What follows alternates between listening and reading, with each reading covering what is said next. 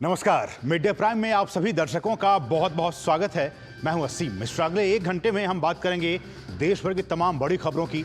बताएंगे कि दुनिया भर में कौन कौन सी खबरों पर है सबकी नजरें, क्या कुछ चल रहा है खेल और अर्थ जगत में, साथ ही साथ दूसरी अहम खबरें भी। लेकिन सबसे पहले इस वक्त की बड़ी खबरें।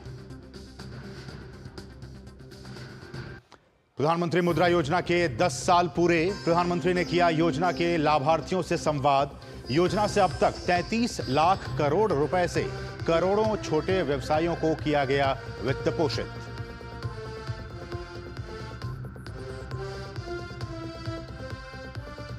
जम्मू कश्मीर के दौरे पर गए केंद्रीय गृह मंत्री अमित शाह ने श्रीनगर में विकास परियोजनाओं का लिया जायजा। जम्मू कश्मीर की सुरक्षा स्थिति पर करेंगे समीक्षा बैठक।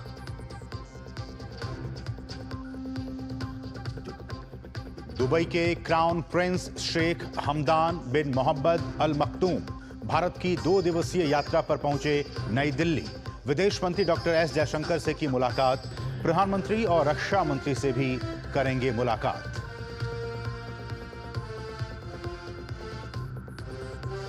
पुर्तगाल यात्रा पर गई राष्ट्रपति द्रौपदी मुर्मू आज लिस्बन में भारतीय समुदाय को करेंगी संबोधित। राष्ट्रपति ने लिस्बन में अपने पुर्तगाली समकक्ष के साथ कल की थी प्रतिनिधिमंडल स्तरीय वार्ता। और इंग्लैंड और ऑस्ट्रिया के दौरे पर गई वित्त मंत्री निर्मला सीतारमण यात्रा के पहले चरण में लंदन पहुंची। भारत ब्रिटेन आर्थिक और वित्तीय वार्ता की 13वीं मंत्रिस्तरीय बैठक सहित कई प्रमुख कार्यक्रमों में होंगी शामिल।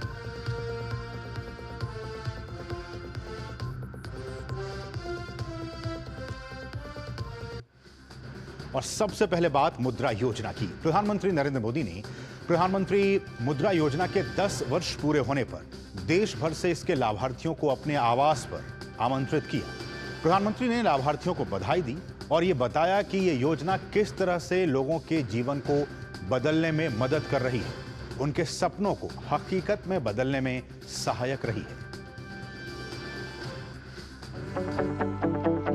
प्रधानमंत्री नरेंद्र मोदी ने मुद्रा योजना की 10वीं वर्षगांठ पर लाभार्थियों से अपने आवास पर खास बातचीत की।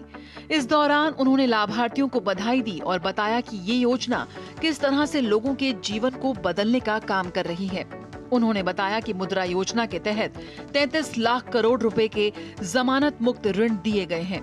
इस दौरान पीएम ने ये भी कहा कि मुद्रा योजना मोदी की प्रशंसा के लिए नहीं है। 33 लाख करोड़ रुपया ये देश के लोगों को बिना गारंटी दे दिए गए हैं। आप अखबार में तो पढ़ते हो अमीरों की सरकार है? सभी अमीरों का टोटल लगा दोगे तो भी 33 लाख नहीं मिला होगा उनको। मेरे देश के सामान्य मानवी को 33 लाख करोड़ रुपया आपके हाथ में दिए है ना, आप जैसे देश के होनहार युवा युवतियों को दिए गए हैं। और इन सब ने, किसी ने 1 को, किसी ने 2 को, किसी ने 10 को, किसी ने 40-50 को रोजगार दिया है। यानी रोजगार देने का बहुत बड़ा काम ये इकोनॉमी को जनरेट करता है। प्रधानमंत्री नरेंद्र मोदी ने मुद्रा योजना को देश के विकास में मूक क्रांति बताया। प्रधानमंत्री मोदी ने कहा कि भारत के युवाओं के पास उद्यमशीलता का हुनर है। अगर उन्हें थोड़ी सी मदद मिल जाए तो बहुत बड़े नतीजे मिलते हैं। पीएम ने मुद्रा योजना को किसी भी सरकार के लिए आंख खोलने वाली बताया। उन्होंने कहा कि ये योजना देश के युवाओं को अपने पैरों पर खड़े होने का साहस देती है। इसमें सबसे ज्यादा संख्या में महिलाएं आगे आई हैं। आज भारत का युवा, उसके पास जो एंटरप्रेन्योर स्किल है, अगर उसको हैंड होल्डिंग हो जाए, थोड़ी उसको मदद मिल जाए तो बहुत बड़े परिणाम लाता है। और इस मुद्रा योजना में किसी सरकार के लिए भी ये आंख खोलने वाला विषय है। ये सबसे ज्यादा महिलाएं आगे आई हैं, सबसे ज्यादा लोन के लिए अप्लाई करने वाली महिलाएं, सबसे ज्यादा लोन प्राप्त करने वाली महिलाएं और सबसे जल्दी रिपेमेंट करने वाली भी महिलाएं। यानी ये एक नया क्षेत्र और विकसित भारत के लिए जो संभावना है ना, वो इस शक्ति में पड़ी हुई है, वो दिखाई दे रहा है। प्रधानमंत्री नरेंद्र मोदी से संवाद के दौरान लाभार्थियों ने भी मुद्रा योजना पर अपने अनुभवों को साझा किया। उन्होंने बताया कि मुद्रा योजना का लाभ उठाकर उनका जीवन पूरी तरह बदल गया। सीढ़ियां उन्हें मुबारक हो जिन्हें छत तक जाना है, अपनी मंजिल आसमां है, रास्ता हमें खुद बनाना है। आपके सहयोग और समर्थन से जितना फायदा एमएसएमईज को हो रहा है, और मतलब मेरे लिए बहुत ही भावनात्मक समय है यहाँ पे आना, और हम आपसे वादा करते हैं कि हम भारत को विकसित भारत मिलकर बनाएंगे। पहले मैं जॉब करता था सर, किसी की यहाँ नौकरी करता था तो नौकर था सर। आपने हमारी गारंटी ली है सर मुद्रा लोन के माध्यम से, और सर आज हम मालिक बन गए सर। इतनी गरीबी थी मेरे यहाँ कि मैं अगर एक टाइम खाती थी तो दूसरा बार सोचना पड़ता था। 8 लाख का स्वीकृत किया गया लोन, और मैं बिजनेस शुरू की सर। बहुत अच्छा ग्रोथ हुआ सर। प्रधानमंत्री मुद्रा योजना न केवल वित्तीय समावेशन को बढ़ावा देती है, बल्कि जमीनी स्तर पर भी ये सामाजिक और आर्थिक सशक्तिकरण को बढ़ावा देती है। इस योजना के बड़े लाभार्थियों में SC, ST और OBC वर्ग के लोग भी हैं, जिन्होंने इसका लाभ लेकर अपना आर्थिक और सामाजिक उत्थान किया। Bureau report, DD news. और प्रधानमंत्री मुद्रा योजना के 10 साल पूरे होने पर भाजपा प्रवक्ता प्रदीप भंडारी ने इस योजना की प्रशंसा करते हुए विपक्ष पर कटाक्ष किया है। उन्होंने महिलाओं और पिछड़े वर्ग के आर्थिक उत्थान में इस योजना को मील का पत्थर बताया है। आज दुनिया की सबसे बड़ी फाइनेंशियल इंक्लूजन स्कीम के 10 साल कंप्लीट हो रहे हैं। इसमें 50% से ज्यादा बेनिफिशियरीज SC, ST समाज से हैं, और सबसे ज्यादा लोन लेने में आगे महिलाएं हैं। ये प्रधानमंत्री नरेंद्र मोदी जी के ज्ञान विजन, गरीब, युवा, अन्नदाता और नारी के एम्पावरमेंट का एक सक्सेस मॉडल है। विपक्ष के लोग रियल फाइनेंशियल इंक्लूजन को कभी समझ ही नहीं सकते, क्योंकि जिन्होंने हार्वर्ड से होने का दावा किया था वो 70 साल तक गरीबों का अकाउंट नहीं खोल पाए। आज 10 साल में प्रधानमंत्री नरेंद्र मोदी जी की सरकार की नीति और नियत और एग्जीक्यूशन ने यह बता दिया कि आज भारत जब $4 ट्रिलियन की इकॉनमी बन चुका है, इसमें सबसे बड़ा योगदान हमारे स्मॉल और मीडियम एंटरप्राइज का है, और इसमें मुद्रा योजना वो एक मील का पत्थर साबित हुई है। तो कह सकते हैं कि MSME सेक्टर के लिए ये जो मुद्रा योजना है वो वाकई मील का पत्थर साबित हुआ है। लाखों करोड़ों की तादाद में जो लोग हैं उन्होंने इस योजना का लाभ उठाया है और अपने व्यवसाय को आगे बढ़ाने का काम किया है। कुछ अहम पॉइंटर्स, ग्राफिक्स आपके लिए जानना और समझना बहुत ज़रूरी है, वो हम आपके लेकर आए हैं। इस पर निगाह डालिए। जमीनी स्तर पर उद्यमशीलता और वित्तीय समावेशन को बढ़ावा देने का काम किया है।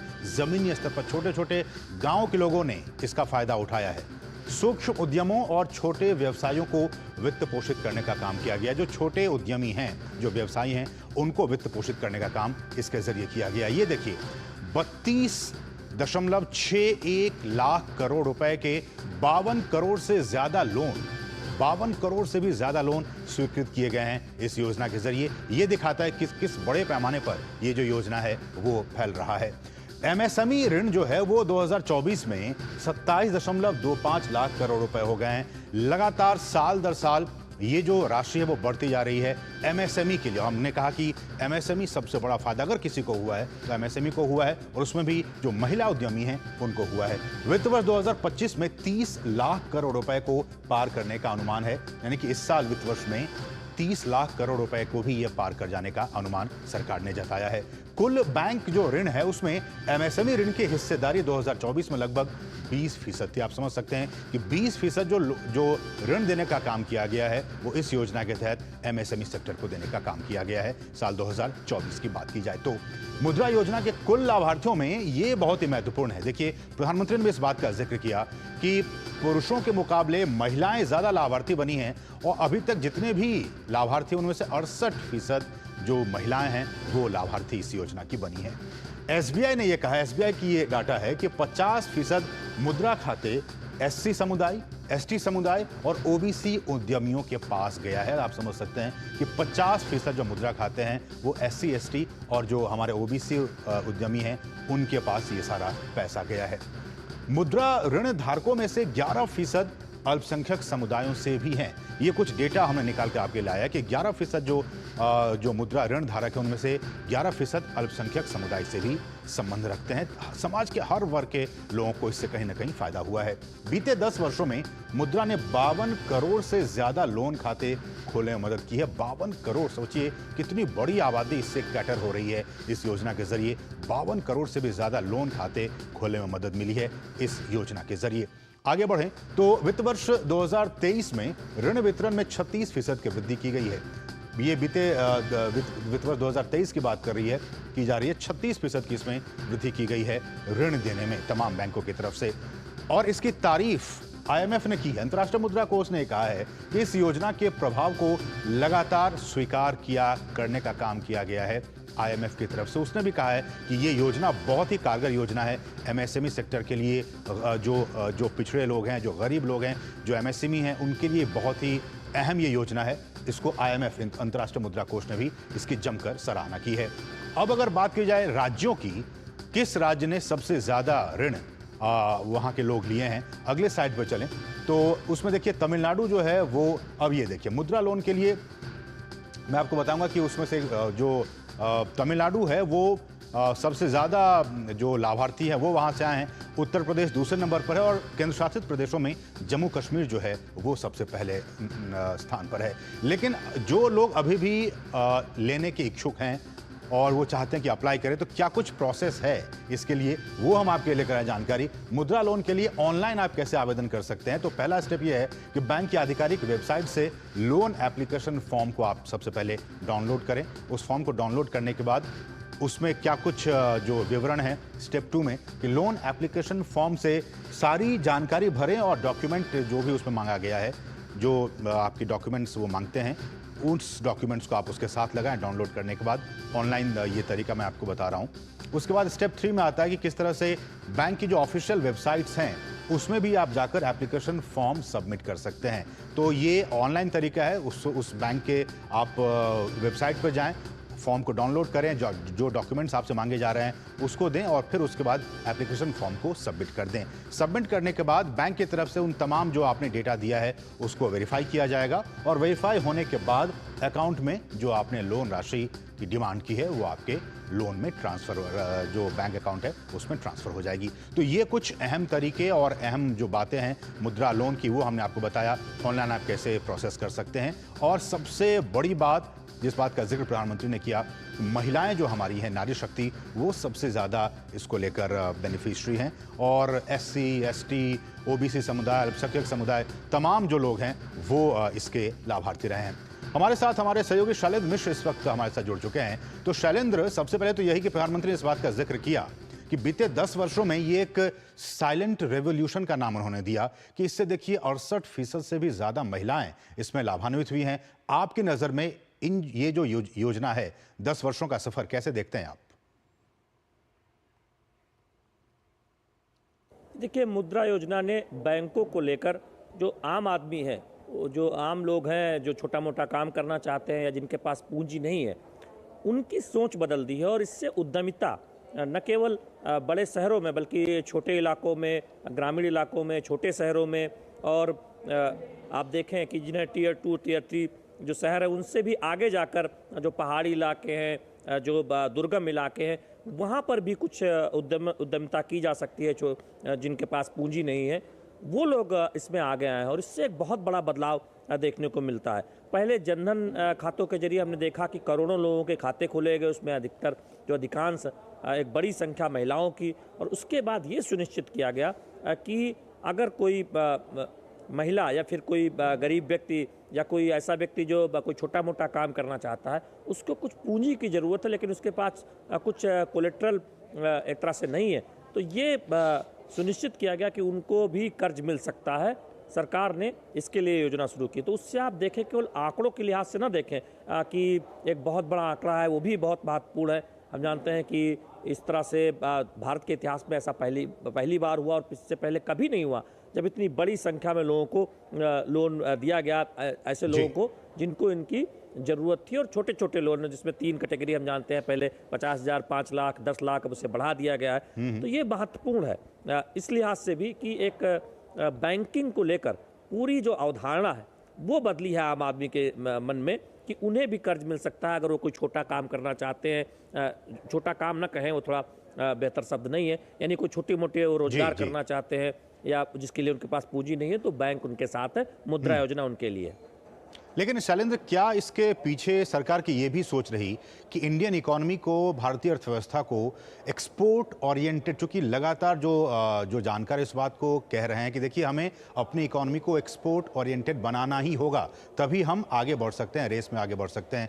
क्या इसके पीछे ये भी सोच है कि जब तक हम अपने एमएसएमई सेक्टर को मजबूत नहीं करेंगे तब तक हमारी इकोनॉमी एक्सपोर्ट ओरिएंटेड इकोनॉमी नहीं बन सकती है? ये देखिए, दरअसल असीम, इसके पीछे इससे भी बड़ी एक सोच है कि जब तक हम अपने ग्रामीण इलाके को, छोटे कस्बों को, वहाँ पर एंटरप्रेन्योरशिप की जो भावना है वो मजबूत नहीं करेंगे। और चूंकि हम जानते हैं कि बड़े उद्योगों में कई बार देखें तो इन छोटे और मझोले जो उपक्रम है या फिर उससे भी नीचे चले जाएं, जो छोटे छोटे दुकानदार है या फिर छोटा काम करते हैं कोई अपना, या कोई सप्लाई करते हैं, वहाँ पर बहुत मजबूती ज़रूरत है जिससे कि पूरी एक चेन मजबूत हो। और उससे क्या होगा कि ग्रामीण स्तर पर रोजगार बढ़ रहे हैं। छोटे कस्बों में आप देखें कि नई नई दुकानें खुली हैं, मुद्रा लोन की सहायता से कोई अपना काम कर रहा है छोटा मोटा, तो ये उससे पूरा एक अर्थव्यवस्था को मजबूती मिली है। और देखिए, थोड़ा सा बैकग्राउंड में जाऊँगा, 2014 से पहले ये आरोप लगते थे कि बैंक सिर्फ बड़े लोगों को लोन देते हैं। और तब हमने देखा था, ये कहा गया था कि जो छोटे लोग हैं, छोटे और मझोले उपक्रम हैं, उनको लोन मिलने में बहुत दिक्कत होती है, या फिर जो गरीब लोग हैं वो तो कल्पना ही नहीं कर सकते कि उनका बैंक खाता हो, उनको भी बैंक लोन देगा। लेकिन मुद्रा योजना, जनधन योजना ने इस पूरी परिकल्पना को बदल दिया है। प्रधानमंत्री नरेंद्र मोदी की अगुवाई में आज हम 10 साल में देख रहे हैं कि 33 लाख करोड़ रुपए दिए गए हैं। ये कौन लोग हैं? ये SC/ST समुदाय से आने वाले लोग हैं, ये महिलाएं हैं जो कोई बहुत छोटा सा अपना कोई कारोबार करना चाहती थी या फिर कोई छोटी दुकान खोलना चाहती थी। और वहां से उनकी ग्रोथ स्टोरी शुरू हुई है और वो देश के विकास में योगदान कर रहे हैं। क्योंकि विकसित भारत का जब हम संकल्प लेके आगे बढ़ रहे हैं तो हमें ग्रामीण भारत को मजबूत बनाना होगा। हमें ऐसे तमाम करोड़ों लोगों को, जिसमें महिलाएं बड़ी संख्या में हैं, उनकी जो आकांक्षाएं हैं उद्यमी बनने की या अपना कोई रोजगार करने की, छोटा मोटा उद्यम करने की, वो पूरी हो रही है। ये बहुत महत्वपूर्ण है, इससे पूरा व्यापक बदलाव दिखता है। आप देखें। बिल्कुल बिल्कुल, बहुत बहुत शुक्रिया शैलेंद्र इन तमाम ताज़ा अपडेट्स को हम तक पहुंचाने के लिए। तो वाकई एक साइलेंट रेवोल्यूशन की तरह इस योजना ने काम किया और इससे लाखों करोड़ों की तादाद में जो उद्यमी हैं वो लाभान्वित हुए हैं। बढ़ेंगे आगे और यहाँ के बहुत ही छोटे से ब्रेक के लिए आप देखते रहिए DD न्यूज़।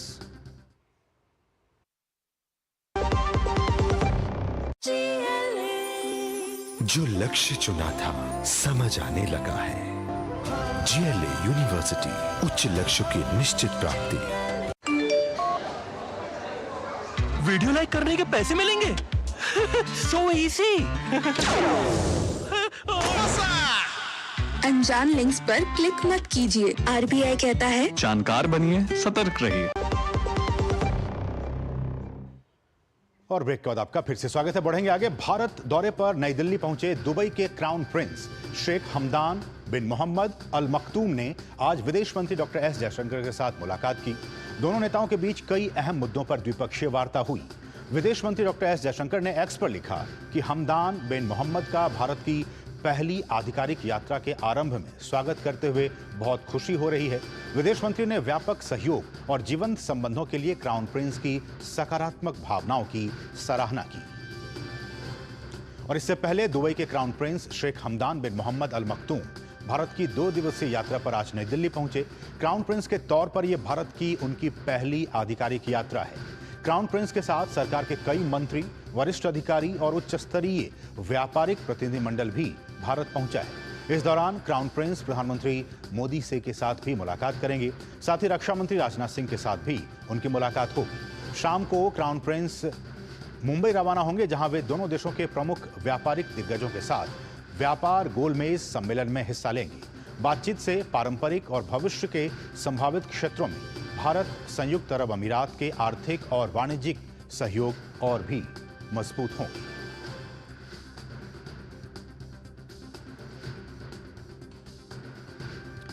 राष्ट्रपति द्रौपदी मुर्मू पुर्तगाल की 2 दिवसीय राजकीय यात्रा पर हैं। राष्ट्रपति अपने दौरे के दूसरे दिन आज पुर्तगाल के प्रधानमंत्री लुइस मोंटेनेग्रो और नेशनल असेंबली के अध्यक्ष जोस पेड्रो एगुइर ब्रैंको से मुलाकात करेंगी। राष्ट्रपति मुर्मू आज लिस्बन में भारतीय समुदाय को भी संबोधित करेंगी। साथ ही महात्मा गांधी की प्रतिमा पर पुष्पांजलि अर्पित करने के बाद राधा कृष्ण मंदिर का भी वो दौरा करेंगी।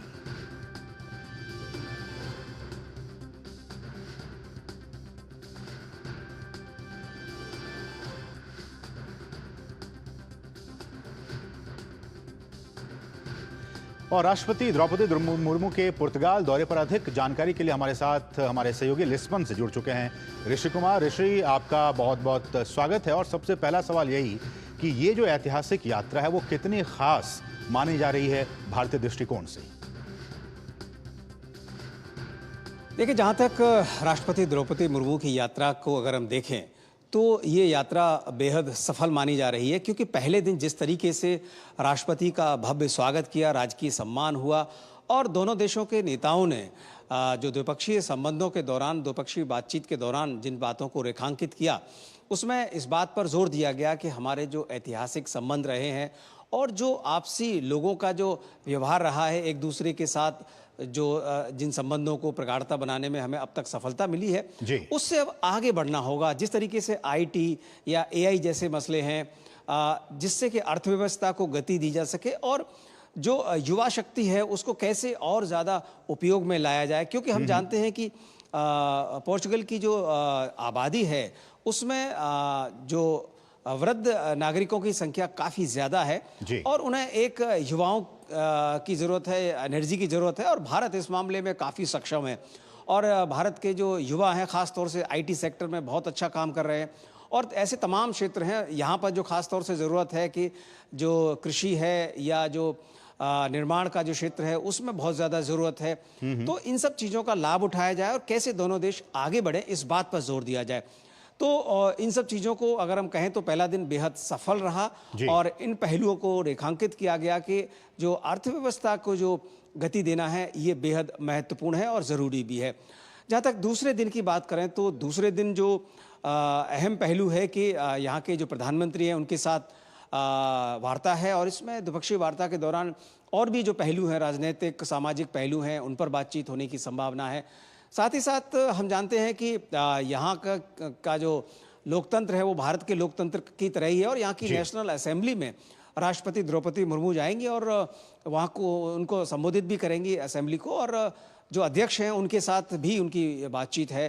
तो देखना होगा कि उन पहलुओं पर क्या बात होती है, जो लोकतांत्रिक पक्ष को और ज़्यादा मजबूत कैसे किया जाए, क्या उन पर और ज़्यादा जोर दिया जाता है। लेकिन इतना ज़रूर है कि हम जानते हैं कि जो हमारे जो डेमोक्रेटिक राइट्स हैं और डेमोक्रेटिक प्रोसेस हैं उसको दोनों ही देश और ज़्यादा मजबूत बनाने पर बल दे सकते हैं और इसमें एक दूसरे की मदद भी ली जा सकती है।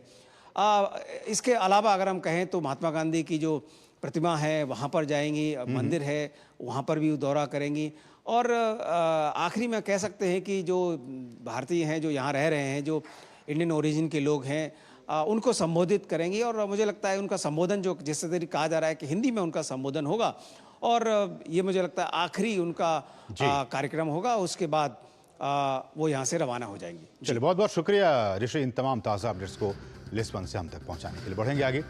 केंद्रीय गृह मंत्री अमित शाह जम्मू और कश्मीर के दौरे पर हैं।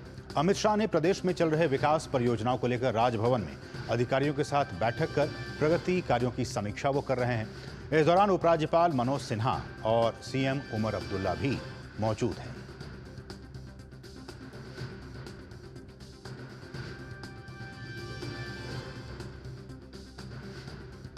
और इसके अलावा केंद्रीय गृह मंत्री आज जम्मू कश्मीर की सुरक्षा स्थिति पर एक उच्च स्तरीय समीक्षा बैठक भी करेंगे। इससे पहले कल अमित शाह ने कठुआ में सीमा चौकी विनय का दौरा किया और वहां तैनात बीएसएफ के जवानों से बातचीत की।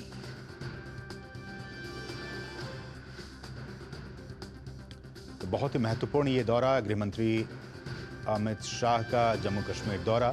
और लगातार जो विकास परियोजनाएं हैं उनका भी वो जायजा ले रहे हैं और साथ ही साथ सुरक्षा की क्या कुछ स्थिति है इसको लेकर भी वो एक समीक्षा बैठक करने वाले। हमारे साथ हमारे सहयोगी शब्बीर डार इस वक्त श्रीनगर से मौजूद हैं। शब्बीर, ये जो यात्रा हो रही है गृह मंत्री अमित शाह की, विकास कार्यों की समीक्षा भी वो कर रहे हैं और कुछ ही घंटों के बाद, कुछ ही समय के बाद वो जो सिक्योरिटी जो स्थिति है उसको लेकर भी वो समीक्षा बैठक करेंगे। कितना महत्वपूर्ण इस यात्रा को आप मानते हैं? जी, ये बिल्कुल महत्वपूर्ण मीटिंग है होम मिनिस्टर अमित शाह का जम्मू और कश्मीर में, क्योंकि वो पिछले 3 दिन से यहाँ पे हैं। पहले वो जम्मू में उन्होंने वार्ता की, कल वो बॉर्डर एरियाज में भी गए, आज कल शाम वो श्रीनगर पहुंचे और यहाँ पे उन्होंने जो शहीद सिक्योरिटी फोर्स से पुलिस पर्सनल उनके घर गए हैं। डीएसपी जो कोकरनाग 2023 में कोकरनाग के एनकाउंटर में शहीद हुए थे, उनके घर गए हैं। और उसके बाद आज श्रीनगर में वो सवेरे से हैं, काफ़ी सारे डेलीगेशन से मिले। और अभी जो इस वक्त हम बात कर रहे हैं तो गृह मंत्री जो है डेवलपमेंट प्रोसेस के हवाले से राजभवन में एक मीटिंग चेयर कर रहे हैं, जिसमें यहाँ के उपराज्यपाल मनोज सिन्हा, चीफ मिनिस्टर उमर अब्दुल्ला और तमाम जो एडमिनिस्ट्रेटिव सेक्रेटरीज हैं और आला अहदेदार हैं वो उसमें शिरकत कर रहे हैं। और क्योंकि हमने देखा है कि जम्मू कश्मीर में कई सालों से जो प्रगति हुई है, जो डेवलपमेंट का प्रोसेस चला है, या हमने लास्ट ईयर ही प्राइम मिनिस्टर ने यहाँ पे 32,000 करोड़ का जो development projects Jammu and Kashmir को दिए हैं, चाहे वो यहाँ पे एम्स अवंतीपुरा या एम्स जम्मू में है, उसके अलावा हेल्थ सेक्टर में, इंफ्रास्ट्रक्चर में, रोड्स और बिल्डिंग्स में जितने भी बड़े बड़े प्रोजेक्ट्स हैं, या सेंट्रल स्पॉन्सर्ड स्कीम्स का जो उनकी क्या प्रोग्रेस है, उन सारे मुद्दों को लेके, उन सारी डेवलपमेंट प्रोसेस को लेके जो केंद्र सरकार है वो बड़ी सीरियस है जम्मू कश्मीर के प्रोग्रेस के लिए। और उसी के पस मंजर में जो है गृह मंत्री अमित शाह स्वयं यहाँ पे रिव्यू मीटिंग ले रहे हैं और हर एक सेक्टर को बारीकी से वो उसके जो प्रोग्रेस है, उसकी जो डेवलपमेंट है उसको वो हवाला ले रहे हैं। उसका एडमिनिस्ट्रेटिव सेक्टर के तमाम जो जम्मू कश्मीर के जो एडमिनिस्ट्रेटिव सेक्टर से जो टॉप ब्यूरोक्रेट्स है वो उस मीटिंग में हिस्सा ले रहे हैं। चीफ मिनिस्टर खुद वहाँ पे उसमें ब्रीफ कर रहे हैं। तो निश्चित तौर पर ये एक केंद्र सरकार का जो जम्मू कश्मीर के प्रति जो उनका सीरियसनेस है कि यहाँ पे पीस एंड प्रोसेस और डेवलपमेंट का जो यहाँ पे काम शुरू है उसको कहाँ तक वो सफल कर रहे हैं, और उस चीज को लेके अमित शाह का ये जो दौरा है। शब्बीर, एक और जानकारी हमें ये बताएं कि अभी हमने देखा बीते दिनों जम्मू कश्मीर में जो हुर्रियत से कुछ संगठन अलग हुए हैं और वो पीस प्रोसेस में शामिल होने की बात उन्होंने कही है, तो ऐसे में उसके बाद से ये यात्रा हो रही है गृह मंत्री की, कैसे देखा जाए इस बैकड्रॉप में गृह मंत्री अमित शाह की इस यात्रा को? ये बिल्कुल ये जो पॉलिसी है सेंट्रल गवर्नमेंट की जम्मू कश्मीर के हवाले से कि यहाँ पे जो अब जो बीते सालों में या बीते बरसों में यहाँ पे अलकावाद या टेररिज्म का दौरा था वो खत्म हो गया है, उसको इराडिकेट किया गया है, या उसकी जो साख्त थी उसको कमजोर कर दिया गया है। और अब वो सारे लोग जो बीते सालों में, बीते बरसों में सेपरेटिज्म या अलगावाद या टेररिज्म का सहारा लेते थे या उसके जुड़े रहते थे, उनको भी ये रियलाइजेशन हो गई है कि अब कश्मीर में जो प्रोग्रेस की, जो तरक्की की हवा चली है वो भी उसमें अपनी भागीदारी दिखा रहे हैं या उसमें शमूलियत कर रहे हैं। और वो खुलेआम अब जो उनका पास्ट था वो खुलेआम उस पास्ट से दूर होके अब आगे आ रहे हैं और स्टेटमेंट्स दे रहे हैं और कह रहे हैं कि जो उनका जो शायद वो किसी भी कारण के वजह से उस सेपरेटिज्म के हवाले से वो जुड़े थे, लेकिन अब वो रास्ते छोड़ रहे हैं, अब वो प्रगति के ओर आ रहे हैं, मुख्य धारा में आ रहे हैं और वो उसका ऐलान कर रहे हैं। ये एक जम्मू कश्मीर के पीस के लिए, जम्मू कश्मीर के अमन के लिए एक बड़ी मैसेज है कि और इसका श्रेय बिल्कुल केंद्र सरकार को जाता है और यहाँ के जो जम्मू कश्मीर की जो प्रशासन है उनको जाता है कि जो इन सालों में उन्होंने जम्मू कश्मीर में ऐसे हालात उन्होंने पैदा किए हैं कि अब जो लोग अलगावाद से जुड़े थे वो रास्ता छोड़ के अब मुख्यधारा में आ रहे हैं। चलिए बहुत बहुत शुक्रिया शब्बीर डार, इन तमाम ताज़ा अपडेट्स को श्रीनगर से हम तक पहुंचाने के लिए आपका बहुत बहुत शुक्रिया। बढ़ेंगे आगे और इस सबके बीच जम्मू कश्मीर में हुर्रियत से जैसा कि हमने कहा कि 3 और संगठन अलग हो चुके हैं। केंद्रीय गृह मंत्री अमित शाह ने अपने सोशल मीडिया एक्स पर जानकारी देते हुए लिखा है कि Jammu Kashmir Islamic political party, Jammu Kashmir Muslim democratic league और कश्मीर फ्रीडम फ्रंट जैसे 3 और संगठनों ने हुर्रियत से खुद को अलग कर लिया है। ये भारत के कॉन्स्टिट्यूशन में घाटी के लोगों का एक विश्वास, एक ट्रस्ट दिखाता है। मोदी जी का एकजुट और शक्तिशाली भारत का सपना आज और भी मजबूत हो गया है, क्योंकि अब तक 11 ऐसे संगठनों ने अलगाववाद को त्याग दिया है और इसके लिए अटूट समर्थन की घोषणा की है।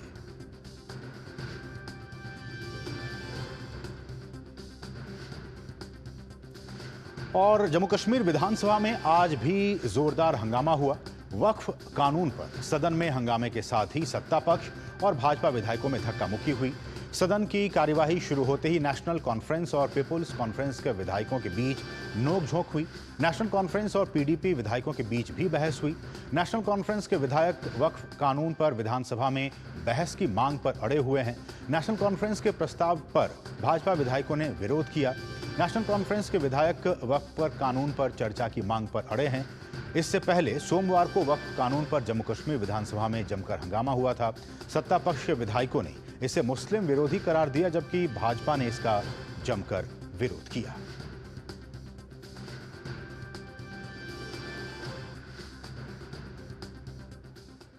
वक्फ कोई हिंदू मुस्लिम मामला नहीं है। जो अतिक्रमणकारी शक्तियां हैं जिससे कि वक्फ कोई भी जमीन को घोषित कर दे अपनी, वो बंद हुआ।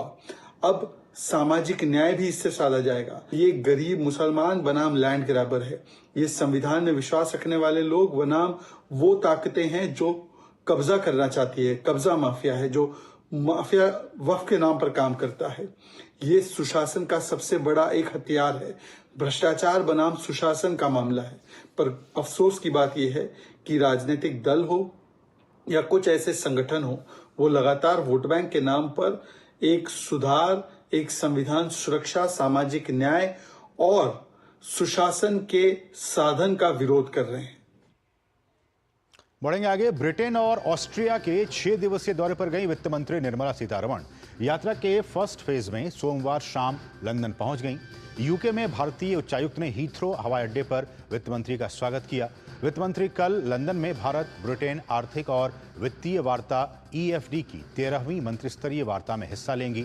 इस वार्ता की सह अध्यक्षता वित्त मंत्री सीतारमण और ब्रिटेन के वित्त मंत्री की ओर से की जाएगी। इस दौरान वो ब्रिटेन और ऑस्ट्रिया के थिंक टैंकों, निवेशकों और व्यापार जगत के नेताओं के साथ विचार विमर्श करेंगी। सीतारमण के इस दौरे के दौरान कई अहम समझौते भी हो सकते हैं। वित्त मंत्रालय के मुताबिक 13वां EFD दोनों देशों के बीच एक महत्वपूर्ण द्विपक्षीय मंच है। ये निवेश मामलों, वित्तीय सेवाओं, वित्तीय विनियमनों, UPI अंतर संबंधों, कराधान मामलों और अवैध वित्तीय प्रवाह सहित वित्तीय सहयोग के विभिन्न पहलुओं में स्पष्ट सहभागिता के एक अवसर प्रदान करता है।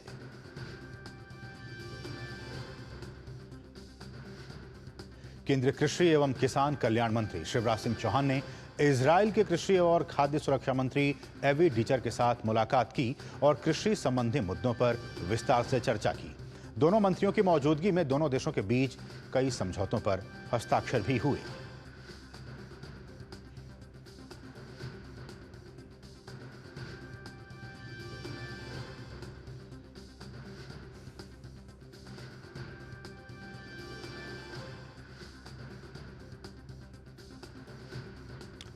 और अब बात मौसम की, भयंकर गर्मी की। जी हां, उत्तर भारत में गर्मी बढ़ने लगी है और पारा भी चढ़ने लगा है।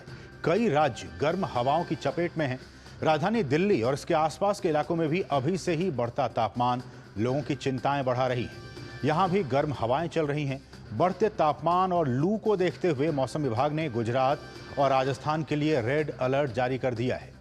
वहीं महाराष्ट्र और मध्य प्रदेश में गर्मी और ह्यूमिडिटी का ऑरेंज अलर्ट जारी किया गया है। सोमवार को पूर्वी राजस्थान के बाड़मेर में अधिकतम तापमान 45.6 डिग्री सेल्सियस रिकॉर्ड किया गया। वहीं गुजरात के कांडला में तापमान 45.3 डिग्री सेल्सियस रिकॉर्ड किया गया।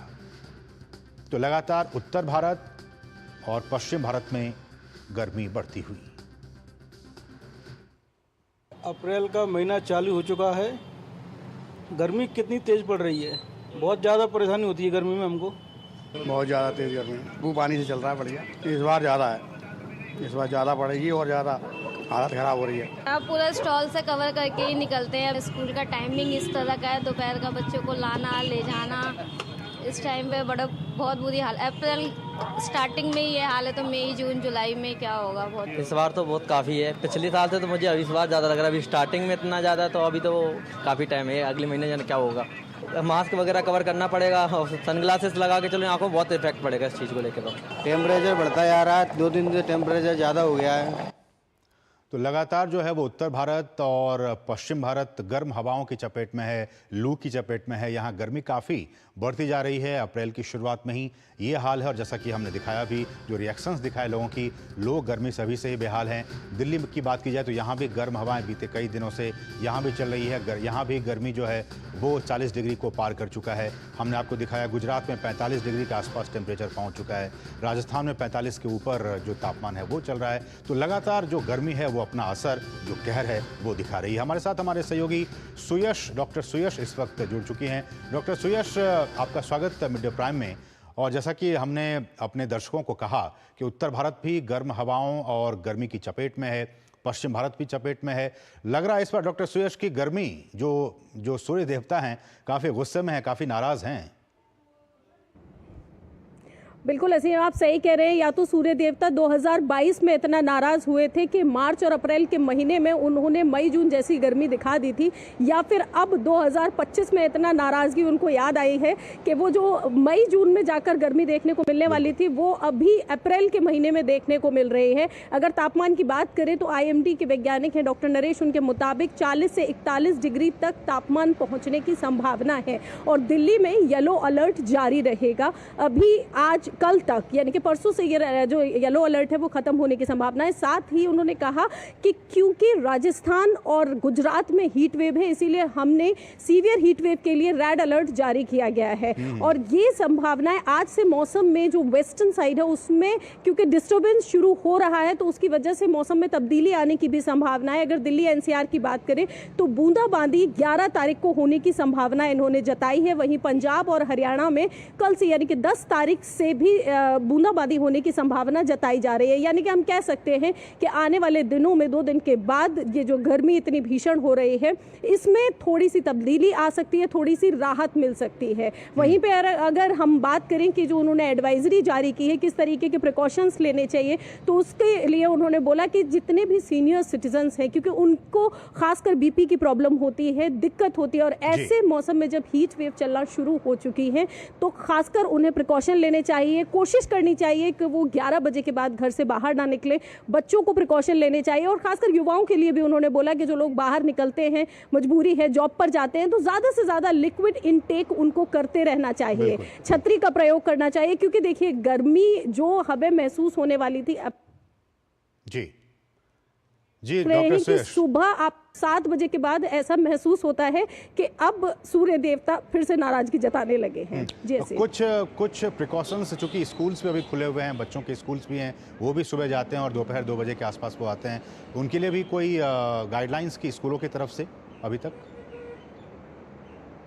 जी हाँ, स्कूलों की तरफ से भी ये कहा गया है। देखिए टाइमिंग जो है वो कोशिश की गई है कि जल्दी ही सुबह के स्कूल रखे जाएं और 12 बजे के बाद जो छुट्टी होने वाली थी उनके टाइमिंग्स में कुछ स्कूलों के टाइमिंग्स में तब्दीली कर दी गई है, यानी कि ध्यान रखा जा रहा है। लेकिन अच्छी बात ये है कि जो जैसे कि IMD के वैज्ञानिक ने कहा कि बेहद ज़्यादा जो खतरनाक या कहना चाहिए जो स्थिति है वो अभी बदहाल नहीं हुई है क्योंकि सामान्य से केवल 4 या 3% जो डिग्री जो तापमान है वही बढ़ा हुआ है। तो दिल्ली NCR की जो स्थिति है वो कहा जा रहा है कि 11 तारीख से जो मौसम है उसमें तब्दीली आने की संभावना है।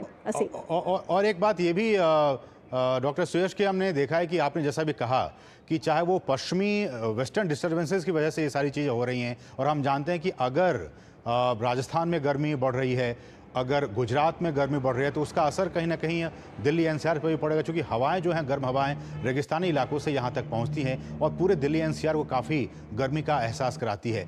ऐसे में अगर 11 तारीख के आसपास अगर थोड़ी सी बूंदाबांदी भी हो जाती है तो कह सकते हैं कि थोड़ी राहत मिल सकती है दिल्ली NCR के लोगों को।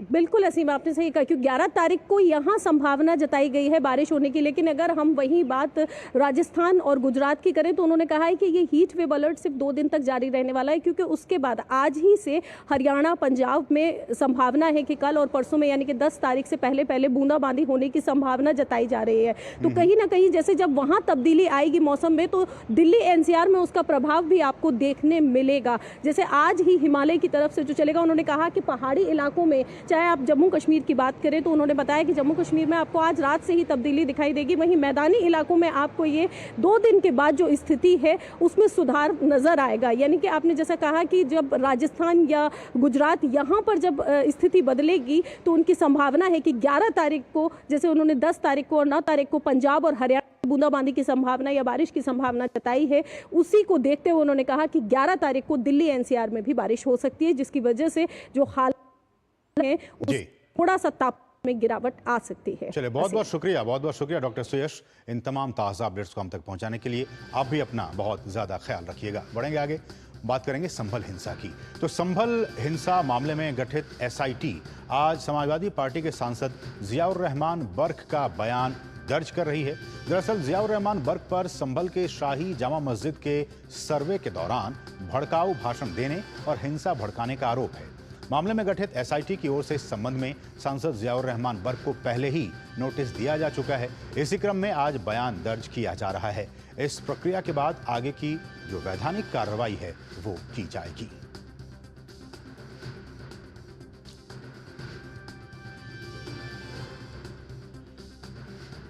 तो ये कुछ अहम जानकारी ग्राफिक्स के जरिए हम आपको बताने की कोशिश कर रहे हैं कि किस तरह से जो मुश्किलें हैं समाजवादी पार्टी के सांसद की वो बढ़ सकती हैं। संभल हिंसा के मामले में जो मुख्य सूत्रधार थे, ये देखिए, वो समाजवादी पार्टी के सांसद बर्क साहब निकले हैं कि ये मुख्य सूत्रधार कहा जा रहा है इस पूरे हिंसा का।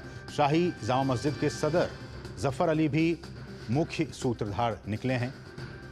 केस डायरी में पुलिस ने संलग्न की सांसद और सदर की कॉल डिटेल भी उसमें दर्ज की है और गिरफ्तार जफर अली की जमानत याचिका खारिज हो गई थी। उसके बाद उनकी मुश्किलें बढ़ी हैं।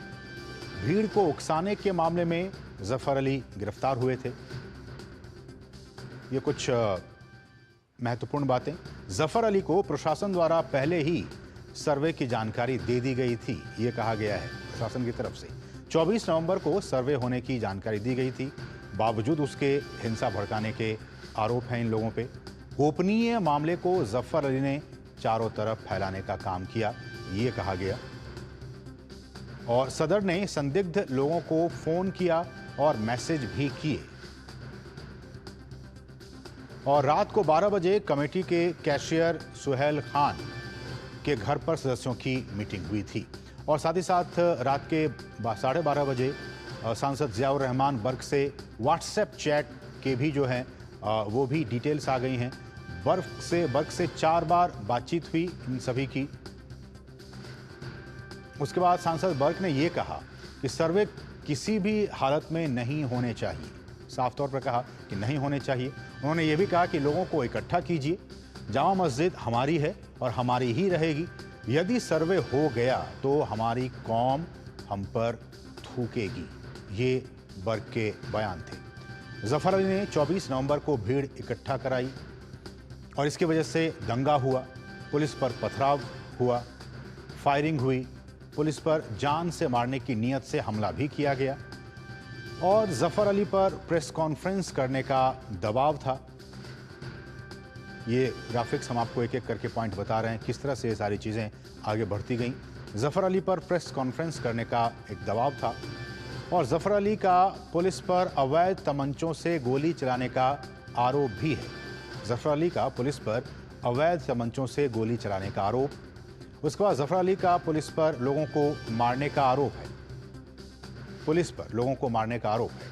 और जब सदर अंदर थे तो उन्होंने ये सब कैसे देख लिया, ये सारी चीज़ें जब जांच चल रही है उसमें निकल कर सामने आ रही हैं।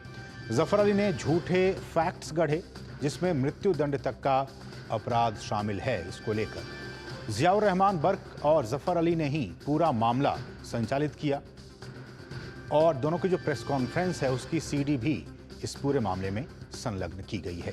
तो ये सिलसिलेवार तरीके से हमने बताया कि किस तरह से जो मुश्किलें हैं उनकी बढ़ती जा रही हैं और इस वक्त उनसे पूछताछ की जा रही है। बढ़ेंगे आगे और बात करेंगे पश्चिम बंगाल की। पश्चिम बंगाल में टीएमसी नेताओं की आपसी कलह खुलकर सामने आने लगी है। चुनाव आयोग के मुख्यालय में टीएमसी सांसद कल्याण बनर्जी और कीर्ति आजाद आपस में ही उलझते नजर आए।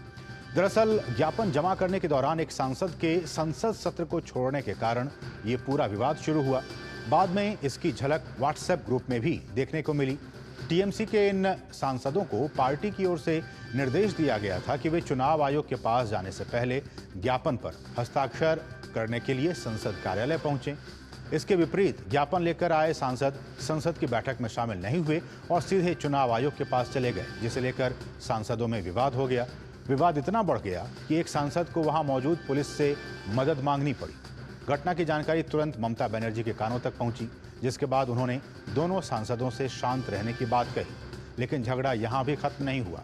ये AITC MP 2024 व्हाट्सएप ग्रुप में भी दिखा, जहां दोनों पक्षों ने गुट बनाकर और एक दूसरे पर जमकर कटाक्ष किया। भाजपा नेता अमित मालवीय ने एक्स पोस्ट के जरिए टीएमसी सांसदों के बीच हुए विवाद को लेकर तंज कसा है और ये वो व्हाट्सएप ग्रुप में जो वीडियोस चल रहे हैं, ये हम आपको टीवी स्क्रीन पर दिखा रहे हैं।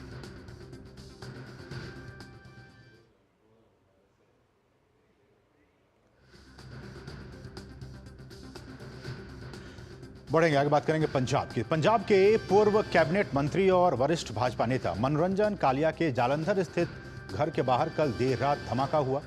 घटना के बाद इलाके में पहुंची पुलिस ने जांच शुरू कर दी है।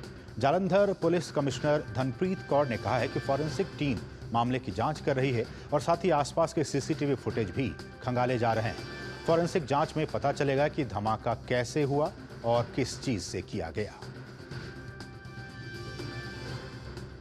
1-1:30 बजे के बीच ये ब्लास्ट हुआ है। जो लोग यहाँ ये ढाबे में हैं वो उन्होंने आके पहले जो है उन्होंने इन्फॉर्म किया कि भाई इस तरह से ब्लास्ट हुआ है। तो देखा सब चीज़ें बिखरी हुई हैं। सभी जांच कर रहे हैं, पुलिस इन्वेस्टिगेट कर रही है और फोरेंसिक एक्सपर्ट्स जो हैं वो आए हुए हैं, वो सारा देख रहे हैं। और भाजपा नेता अराउंड 1 ਵਜੇ ਸਾਨੂੰ ਇਨਫੋਰਮੇਸ਼ਨ ਮਿਲੀ ਕਿ ਇੱਥੇ ਕੋਈ ਵਿਸਫੋਟ ਜਿਹਾ ਹੋਇਆ ਹੈ। ਸੋ ਜਿਹਨੂੰ ਅਸੀਂ ਆ ਕੇ ਇੱਥੇ ਚੈੱਕ ਕੀਤਾ ਹੈ, ਸਾਰੀਆਂ ਟੀਮਾਂ ਨੇ ਉਸ ਵੇਲੇ ਚੈੱਕ ਕੀਤਾ। ਫੋਰੈਂਸਿਕ ਟੀਮਾਂ ਵੱਲੋਂ ਵੀ ਇੱਥੇ ਜਾਂਚ ਕੀਤੀ ਗਈ ਹੈ। ਅਜੇ CCTV ਟ੍ਰੇਲ ਐਗਜ਼ਾਮਿਨ ਕੀਤੀ ਜਾ ਰਹੀ ਹੈ ਤੇ ਅਸੀਂ ਹੁਣੇ FIR ਰਜਿਸਟਰ ਕਰ ਰਹੇ ਹਾਂ ਤੇ ਅੱਗੇ ਇਹਦੇ ਵਿੱਚ ਜੋ ਬਣਦੀ ਕਾਰਵਾਈ ਹੈ ਉਹ ਇਸ ਵਿੱਚ ਲੈ ਕੇ ਜਾ ਰਹੀ ਹੈ। ਫਿਲਹਾਲ ਅਸੀਂ ਏਰੀਆ ਜੋ ਹੈ ਜੋ ਜਿੱਥੇ ਆਪਾਂ ਨੂੰ ਇਨਫੋਰਮੇਸ਼ਨ ਆਈ, ਸੋ ਅਸੀਂ ਆਸ-ਪਾਸ ਦਾ ਏਰੀਆ ਸਿਕਿਉਰ ਕੀਤਾ ਹੈ। ਆਪਣੇ ਜ਼ਿਲ੍ਹੇ ਦੇ ਜਿਹੜੇ ਹੋਰ ਸਾਡੇ ਇੰਪੋਰਟੈਂਟ ਪੁਆਇੰਟਸ ਹੈ ਉਹਨਾਂ ਦੀ ਸਿਕਿਉਰਿਟੀ ਤੇ ਮੇਨ ਜਿਹੜਾ ਸਾਡੇ ਬੱਸ ਸਟੈਂਡ रेलवे स्टेशन है, आप ਉਹਨਾਂ ਦੀ सिक्योरिटी से ठीक की थी। और वहीं भाजपा नेता मनोरंजन कालिया ने बताया कि रात करीब 1 बजे जोरदार धमाका हुआ। धमाके की आवाज से उनकी नींद खुल गई। घटना के बाद केंद्रीय मंत्री रवनीत सिंह बिट्टू ने भाजपा नेता मनोरंजन कालिया से मुलाकात की और कहा कि पंजाब में आतंक का माहौल है। दहशत का माहौल है और आप देख ही रहे हैं, ड्रग्स यहाँ चल रही है, पुलिस वाले ड्रग के साथ पकड़े जा रहे हैं। और सबसे खतरनाक बात है, मैं और अश्विनी जी अभी बात कर रहे थे, 2 ग्रुप बन चुके हैं यहाँ पे। एक दिल्ली वाले जो यहाँ पे लूटने आए हुए हैं, एक पंजाब की लूटने वाले बैठे हैं। उनमें से आधे IAS और IPS आधे डिवाइड हो चुके हैं। तो वो यहाँ पे एक लड़ाई चल रही है, जहाँ दिल्ली वालों के DC SSP लगे हैं, वो जहाँ पे पंजाब वालों के लगे हैं वहाँ गड़बड़ करवा रहे हैं, और जहां पंजाब वालों के लगे हैं वो दिल्ली वालों भी। ये जो एक अंदर लड़ाई युद्ध चल रहा है, कभी AG है वो बदल देते हैं, कभी अब रात ही ADGP अपना इंटेलिजेंस बदला है। तो बहुत बड़ी जो है अंदर वॉर चल रही है। और पंजाब के जालंधर में भाजपा नेता मनोरंजन कालिया के घर के बाहर हुए धमाके पर बीजेपी नेताओं ने प्रतिक्रिया दी है। बीजेपी नेताओं ने इस घटना की कड़ी आलोचना की है और पंजाब के कानून व्यवस्था पर सवाल उठाया है। प्रदेश भाजपा अध्यक्ष सुनील जाखड़ ने मुख्यमंत्री भगवंत मान पर हमला बोला है। उन्होंने कहा कि मुख्यमंत्री मान ने पंजाब पुलिस की खुफिया टीम को दिल्ली कांग्रेस मुख्यालय पर तैनात कर दिया है, जिसका असर राज्य की कानून व्यवस्था पर साफ नजर आ रहा है। पंजाब पुलिस की इंटेलिजेंस भगवंत मान जी ने दिल्ली में कांग्रेस हेडक्वार्टर पे लगा रखी है कि कांग्रेस के लीडर आपस में कुत्ते बिल्लियों की तरह कैसे लड़ रहे हैं। विधानसभा में खड़े होकर कह रहे हैं कि मेरे को इंटेलिजेंस मेरे पास है, और मैं इंटेलिजेंस के जरिए मुझे पता है दिल्ली में कांग्रेस की मीटिंग में क्या हुआ। ये इंटेलिजेंस कहाँ थी जब कालिया साहब के घर के ऊपर बम फेंका गया। कमिश्नर पुलिस जलंधर के बयान जो आए हैं वो कह रहे हैं एक ब्लास्ट जा हुआ है, एक मामूली, वो तो पटाखा है साहब। और भगवंत मान जी के खिलाफ एक नारा लिखा गया फरीदकोट के अंदर, 26 जनवरी का प्रोग्राम छोड़ के भगवंत मान जी मोहाली भाग गए फरीदकोट से। ये वो सरकार है साहब। और मामले में भाजपा प्रवक्ता शहजाद पूनावाला ने भी पंजाब की भगवंत मान सरकार पर जोरदार हमला बोला है। उन्होंने कहा कि आम आदमी पार्टी की सरकार में पंजाब की कानून व्यवस्था पूरी तरह से ध्वस्त हो चुकी है। जलंधर में एक ब्लास्ट होता है बीजेपी के नेता के घर के बाहर। अभी कुछ दिन पहले ग्रेनेड अटैक हुआ था अमृतसर में मंदिर के बाहर। उसके बाद जलंधर में ही अगले दिन यूट्यूबर के घर पर एक ग्रेनेड अटैक हुआ था। ऐसे लगभग 10 से अधिक ग्रेनेड अटैक्स हुए हैं। आज हम देख सकते हैं कि पूरी तरह से पंजाब की कानून व्यवस्था कैसे ध्वस्त हुई है। ये इसलिए हो रहा है क्योंकि आम आदमी पार्टी की सरकार की प्राथमिकता पुलिस को केजरीवाल की सिक्योरिटी में लगाना है और अपने विरोधियों के खिलाफ केस लगाने। आम आदमी पार्टी के नेता तो सुरक्षित है, परंतु जिस प्रकार से नशा माफिया का, गैंगस्टर्स का और इस प्रकार की आतंकवादी ताकतों का राइज हुआ है पंजाब में, उसके लिए सीधे सीधे आम आदमी पार्टी की सरकार जिम्मेदार है। और दरअसल ये एक पंजाब की बिगड़ती कानून व्यवस्था की एक बानगी भर है। हम आपको बताएंगे। ये इकलौता मामला नहीं है जब पंजाब की बिगड़ती कानून व्यवस्था का सच हम सबके सामने आया है। पिछले दिनों इस तरह की कई घटनाएं हुई हैं जब राज्य की कानून व्यवस्था पर सवालिया निशान उठा है। आइए ग्राफिक्स के जरिए हम आपको दिखाते हैं ऐसी कुछ घटनाओं को। देखिए, ये 15 मार्च 2025 की बात है। अमृतसर में देर रात खंडवाला इलाके में मंदिर पर हमला किया गया। 16 मार्च 2025 की बात, जब जालंधर में यूट्यूबर रोजर संधू के घर पर ग्रेनेड से हमला किया गया। 9 जनवरी 2025 की बात की जाए तो अमृतसर जिले की गुमटाला चौकी के पास एक धमाका हुआ था। अब लिए चलते हैं 2024 में 13 दिसंबर अलीवाल बटाला थाने में ग्रेनेड विस्फोट वहां पे हुआ था। फिर 4 दिसंबर 2024 की बात की जाए तो मजीठा थाना में ग्रेनेड विस्फोट हुआ। लगातार ग्रेनेड विस्फोट की घटनाएं पंजाब के अलग अलग जगहों पर आप देखिए। 2 दिसंबर 2024 एसबीएस नगर के काठगढ़ थाने में ग्रेनेड विस्फोट हुआ। फिर इससे पीछे 27 नवंबर 2024 गुरबख्श नगर में बंद पुलिस चौकी में ग्रेनेड से विस्फोट हुआ। फिर 24 नवंबर 2024 अजनाला थाने के बाहर आरडीएक्स लगाया गया। तो ये जो घटना है आप देखिए किस तरह से लगातार वहां पे इस तरह की चीजें होती आ रही हैं और इसलिए हमने आपको ग्राफिक्स के जरिए इस बात को समझाने की कोशिश की। बढ़ेंगे आगे दूसरी अहम खबरों की तरफ। महिला और बाल विकास मंत्रालय कुपोषण से, माल न्यूट्रिशन से निपटने के लिए आज से पोषण पखवाड़े की शुरुआत करने जा रहा है। पोषण पखवाड़े का ये 7वां संस्करण 22 अप्रैल तक चलेगा। इस आयोजन में 4 प्रमुख विषयों पर ज्यादा ध्यान दिया जाएगा। इसमें जीवन के पहले 1000 दिन पर ध्यान, पोषण ट्रैकर के लाभार्थी, नागरिक मॉड्यूल का प्रचार प्रसार, CMAM के माध्यम से कुपोषण का प्रबंधन और बच्चों में मोटापे से निपटने हेतु स्वस्थ जीवन शैली को बढ़ावा देना शामिल है। इस वर्ष का पोषण पखवाड़ा सामग्री, सेवा वितरण, प्रचार प्रसार और परिणामों को मजबूत करने में सहायक होगा। केंद्रीय महिला और बाल विकास मंत्री अन्नपूर्णा देवी पखवाड़े के पहले सप्ताह में अरुणाचल प्रदेश का दौरा करेंगी ताकि राज्य में महिलाओं और बच्चों के लिए सहायता को मजबूत करने के उद्देश्य से चल रही पहलों का मूल्यांकन, इवैल्यूएशन किया जा सके।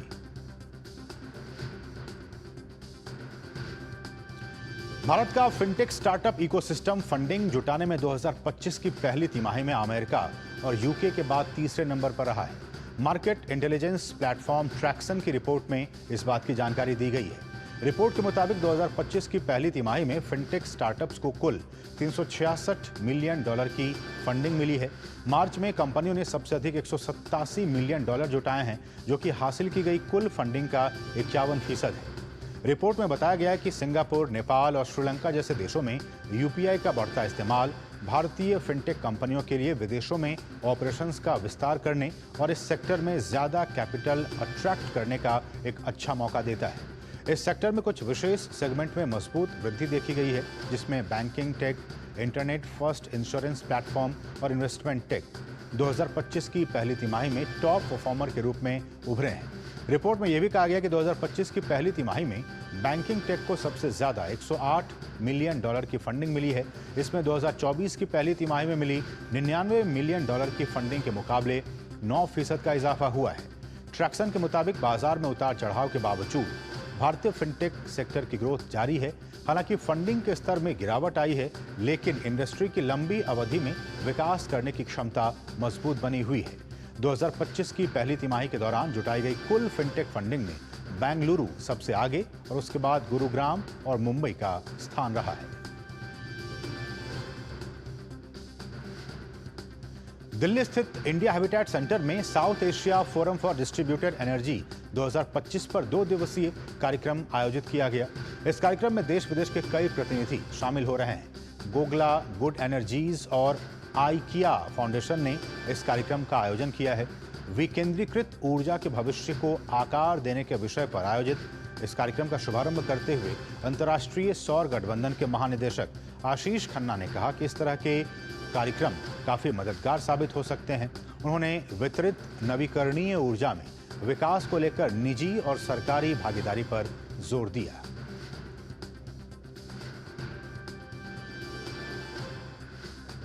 डिस्ट्रीब्यूटेड रिन्यूएबल एनर्जी है, जो लोकल लोगों को कैसे एनर्जी दी जाती है, उससे काफ़ी जॉब्स मिल देंगे और काफ़ी क्लीन एनर्जी जो कम दाम में लोगों को मिलेगी, उससे लोगों को और देश को बहुत फ़ायदा होगा। इसमें काफ़ी इनोवेशन, नई नई चीज़ें हैं जो प्राइवेट सेक्टर, जो यंग लोग हैं, जो एंटरप्रेन्योर्स हैं, उनके लिए बिल्कुल सही है। ऐसा इन चीज़ों में कैसे यंग लोगों का जो स्टार्टअप है, जो अलग अलग नए उनके आइडियाज़ हैं, अफ्रीका के, एशिया के, उन लोगों को साथ में लाके ताकि उन्हें फंडिंग प्राप्त हो, उनको नए नए आइडियाज़ आपस में आदान प्रदान हो, उसके लिए हम काफ़ी काम कर रहे हैं।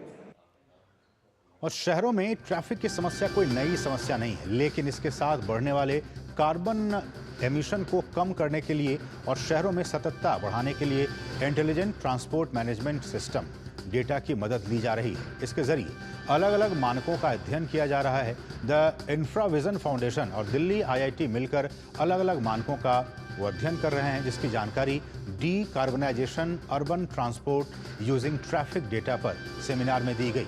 सेमिनार में शामिल गणमान्य लोगों ने अपने विचार भी साझा किए। इस दौरान सड़क परिवहन और राजमार्ग मंत्रालय के सचिव V उमाशंकर ने कहा कि हमारी प्रायोरिटी सुरक्षित और पर्यावरण अनुकूल प्रणाली को बढ़ावा देना है, जिसमें अब टेक्नोलॉजी की भी मदद ली जा रही है। टेक्नोलॉजी या जो कमांड कंट्रोल सेंटर्स के माध्यम से ट्रैफिक फ्लोस को रेगुलेट करना, उसके साथ ही मोबिलिटी के और अवसर बढ़ाने, देखना कि कहाँ पर कंजेशन है, उस कंजेशन को क्लियर कराना, ये बड़ा महत्वपूर्ण है डीकार्बनाइजेशन की तरफ। हाँ, इसमें केंद्र सरकार से कई ज़्यादा राज्य सरकारों की और खासकर नगर निकायों की भी बहुत अहम भूमिका बनती है। तो इस खबर के साथ ही मिड डे प्राइम के आज के संग में बस इतना ही। मुझे और हमारी पूरी टीम को दीजिए अनुमति। नमस्कार।